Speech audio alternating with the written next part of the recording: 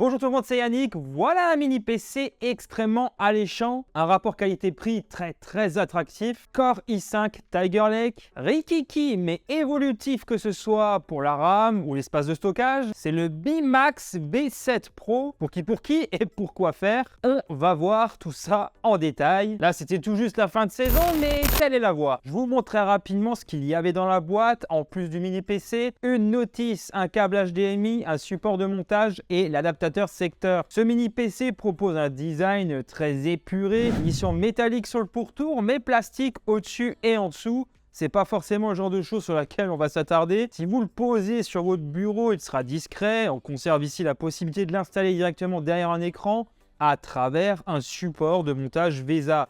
Le bébé ne pèse que 370 grammes. La marque apparaît au-dessus sur fond noir. Des grilles de ventilation sont disposées sur les côtés. Je commence derrière. 2 ports HDMI 2.0B, prise en charge de la 4K à 60 Hz, 2 ports USB 2, un Ethernet gigabit et un port d'alimentation. Ce n'est pas terminé. À l'avant, la connectique est complétée par une prise jack, 2 ports USB 3.0, le bouton power, et un USB-C 3.0 qui peut notamment servir à connecter un écran. On peut ainsi connecter jusqu'à 3 écrans simultanément sur ce mini PC.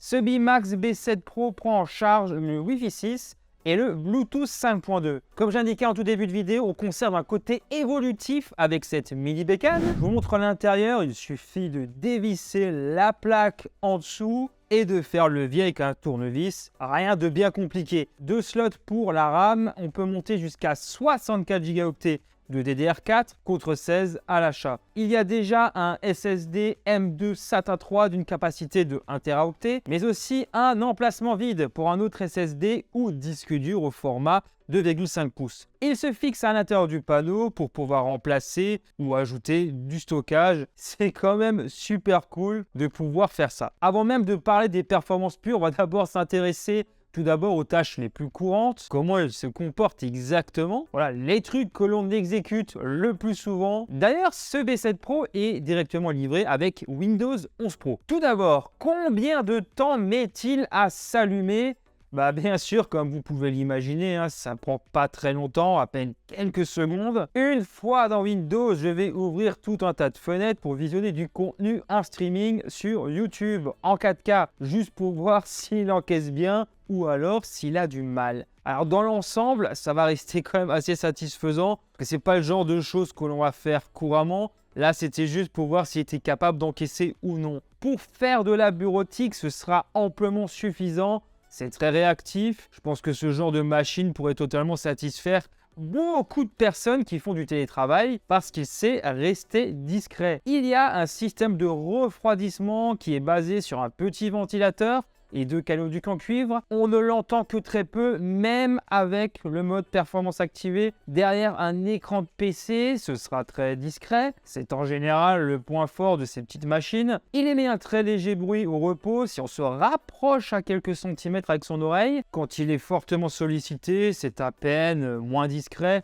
mais toujours très correct. Pour la création de contenu, c'est une config que j'aurais tendance à ne pas recommander. J'ai voulu un peu essayer du montage vidéo pour voir comment il se comportait, mais c'est pas ça du tout. Les performances sont trop insuffisantes, surtout en ce qui concerne l'export. Ce sera pour des montages vidéo vraiment moins gourmands, peut-être en Full HD, que ceux que j'ai l'habitude de faire moi. Mais voilà, c'est pas une machine qui va s'y prêter. Tout dépendra de votre niveau d'exigence, comme vous l'aurez compris. Pourquoi ne pas s'en servir pour le multimédia au salon pour visionner du contenu, entre autres, et de l'émulation, d'anciennes consoles. On a un espace de stockage confortable après tout. Sans oublier que le bruit émis est imperceptible depuis le canapé.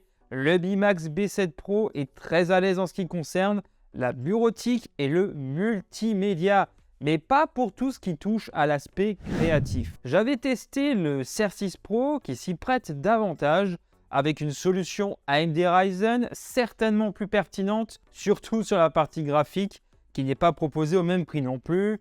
Faut tout de même le souligner. Au niveau de la configuration, tout va s'articuler autour d'un Core i5 Tiger Lake, 4 cœurs 8 threads jusqu'à 4,4 GHz, associé à 16 Go de DDR4, sans oublier la puce graphique Iris Xe Le tout va passer sur le grill, histoire de voir ce que l'on peut en tirer. Et comme on pouvait s'y attendre, les scores ne sont pas super élevés, notamment pour ce qui porte sur la 3D, mais là, ça permet de souligner les évidences et de mettre clairement le doigt sur les faiblesses. Sinon, juste pour la partie CPU, c'est un peu plus enthousiasmant, on reste cohérent avec l'orientation de ce mini PC.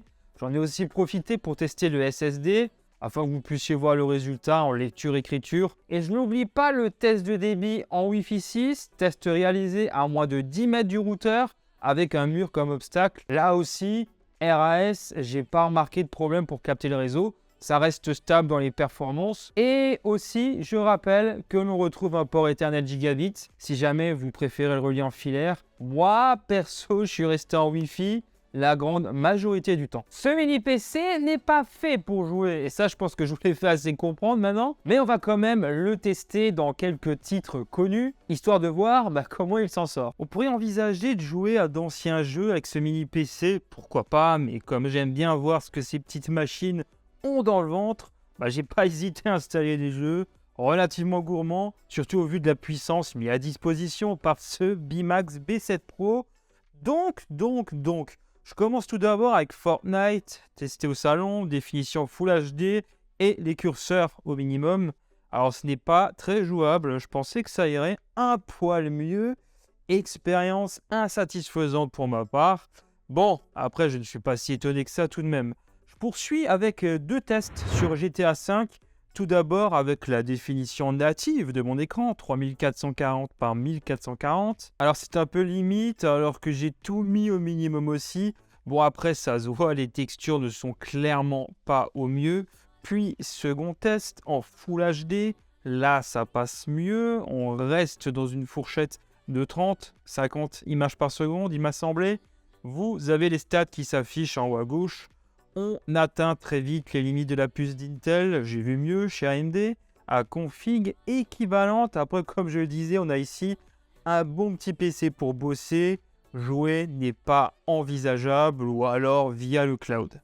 Ce mini PC est disponible sur le site de Geekbuying pour environ 300 €. Au moment où je l'ai reçu, il n'était pas encore disponible. Donc là maintenant, il est en vente en Europe. Bien sûr, je vous mets le lien en description pour que vous puissiez jeter un œil sur le prix au moment où vous regardez la vidéo. Il peut y avoir des promos, des réductions. Je vous mets tout ça en bas si c'est le cas quand mon test sera publié. Voilà, pour 300 €, ce Bimax B7 Pro couvre un grand nombre d'usages, principalement bureautiques, mais on pourrait très bien le croiser dans le salon, juste posé à côté de la télé, pourquoi pas, ça pourrait avoir du sens après tout. Difficile comme ça de lui trouver un véritable défaut. Performance et connectique, c'est ok dans ce segment, parce que bon, pour le prix, on ne pourra pas non plus se montrer trop exigeant non plus. Une machine solide qui pourrait très bien, pourquoi pas, remplacer votre vieille tour vieillissante qui traîne comme ça quelque part chez vous et avec lequel vous avez peut-être du mal. Dites-moi vous ce que vous en pensez, on en parle juste en bas dans les commentaires. Toujours super important pour l'évolution de la chaîne. Si cette vidéo vous a plu, n'hésitez pas à la partager à vos proches. N'oubliez pas le petit like qui fait toujours plaisir et à vous abonner en activant la petite cloche. Un grand merci pour votre soutien. Moi, je vous dis à très bientôt.